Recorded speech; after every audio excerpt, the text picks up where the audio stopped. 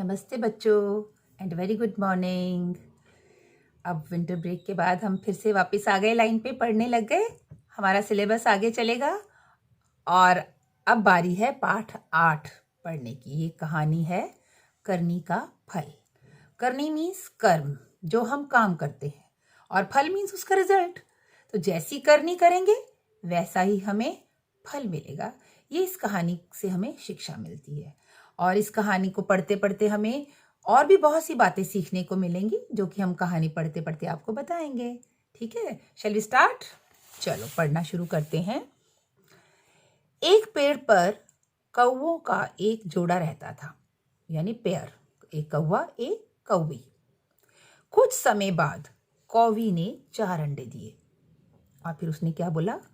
देखो, कुछ दिनों में हमारे बच्चे अंडों से निकलेंगे। कितनी खुशी की बात है। खुशी की बात है ना? हर किसी को खुशी होती है, चाहे वो इंसान हो, पशु हो, पक्षी हो, सबको खुशी होती है जब छोटे बच्चे का जन्म होने वाला होता है। तो कौवी भी बहुत खुश थी। उसी पेड़ के नीचे एक काला सांप रहता था। एक दिन वह पेड़ के ऊपर चढ़ा और घोंसले में अंडों को देखा। भाई वाह, आज तो मौज है, इन अंडों का नाश्ता करूंगा। सांप ने क्या कहा? मेरे तो मजे हो गए, मेरे को 4 अंडे खाने को मिल गए, मेरा तो ब्रेकफास्ट बहुत अच्छा हो जाएगा।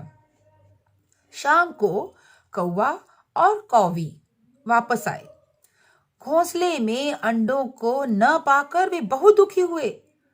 कौवी रोने लगी। मत रो, मैं समझ गया, जरूर यह काम उस काले सांप का है। ये कौवे ने कहा। कौवे ने कहा कि रो मत, मुझे पता है ये उस काले सांप का ही काम है जो हमारे पेड़ के नीचे अपने बिल बना के रहता है। तो कौवी ने क्या कहा? लेकिन आप उसका कुछ नहीं बिगाड़ सकते, वो हमारे से ज्यादा ताकतवर है, काला सांप है, शक्तिशाली दुश्मन है हमारा, हम उसका कुछ नहीं बिगाड़ सकते। कौवा अपने मित्र लोमड़ी के पास गया। तो कौवे की एक फ्रेंड थी लोमड़ी, उसके पास गया। उसे अपनी दुख भरी कहानी सुनाकर बोला, लोमड़ी बोलो, अब हम क्या करें? उस काले सांप को कैसे सबक सिखाएं?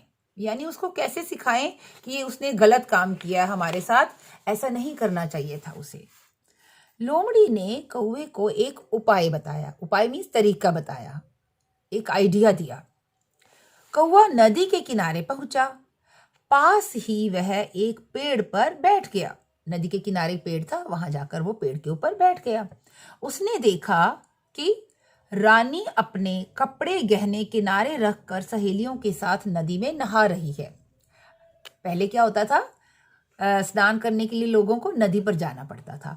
तो जो रानी थी वह अपनी सखियों के साथ, सखियों के साथ नदी में स्नान करने आई थी, नहाने आई थी, और कपड़े गहने नदी के किनारे पर रखे हुए थे। कितना अच्छा लग रहा है, पानी कितना ठंडा है। ये नहाते हुए वो सारी बोल रही हैं, रानी और उनकी सखियां ये बात कर रही हैं कि कितना ठंडा ठंडा पानी है, कितना अच्छा लग रहा है। कौवा जल्दी से जाकर रानी का कीमती मोतियों का हार उठा लाया। क्योंकि नदी के किनारे कपड़े और गहने रखे थे, कौवे ने क्या किया, जल्दी से उड़कर नीचे गया, वहां से मोतियों का हार उठा लिया, फिर उसे सांप के बिल में डाल दिया। उड़ के गया और जहां उसका घोंसला था, उस पेड़ के नीचे जो बिल बना था, उस बिल के अंदर डाल दिया उसने। जब रानी नहाकर निकली तो उसे अपना मोतियों का हार दिखाई नहीं दिया। अरे कोई है यहाँ, देखो मेरा हार कहाँ गया? रानी ने ऑर्डर दिया, हुक्म दिया, और सिपाहियों को कहा, देखो भाई मेरा हार कहाँ गया? एक दूसरा सिपाही तुरंत आकर बोला, तुरंत मीन्स उसी समय, मैंने एक कौवे को रानी जी का हार ले जाते देखा है, आप मेरे साथ चलिए। उसने देख लिया था कि कौवा एक उड़ के आया था, उसने वो हार उठाया था और वो चला गया था। तो वो कहता, चलो मेरे साथ चलो, मेरे साथ आइए, जल्दी चलो।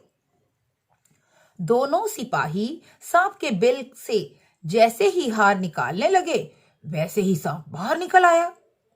क्योंकि सांप, कौवे ने क्या किया था, हार को बिल के अंदर डाल दिया था।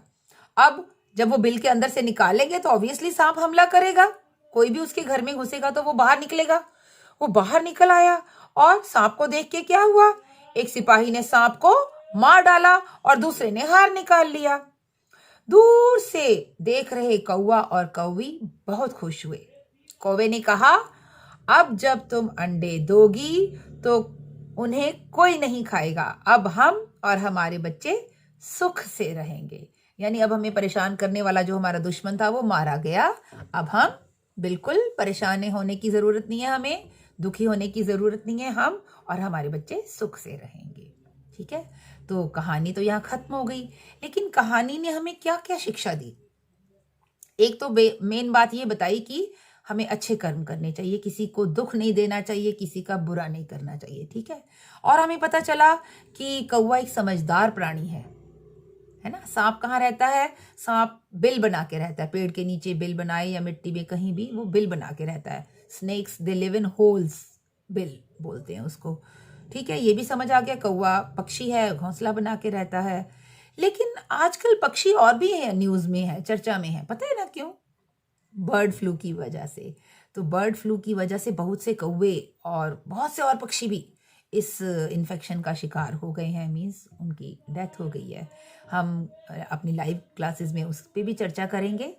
और यहाँ सांप को मारने की बात कही गई है, लेकिन हमें प्रकृति का नियम नहीं बिगाड़ना चाहिए। इसके बारे में भी हम अपनी लाइव क्लासेस में चर्चा करेंगे और मुझे पूरी आशा है आप सब इस चर्चा में भाग लेंगे और अपने अपने विचार व्यक्त करेंगे। क्या सांप को या किसी भी पशु पक्षी को मारना हमारे इकोसिस्टम के लिए अच्छा है कि नहीं है? मैं आप सबको इन्हीं सब विषयों के साथ, इस सोच के साथ इस कहानी को खत्म कर रही हूँ। इस कहानी का विस्तार अभी हमारी क्लासेस में और होगा। Keep reading, happy learning time, bye bye, नमस्ते।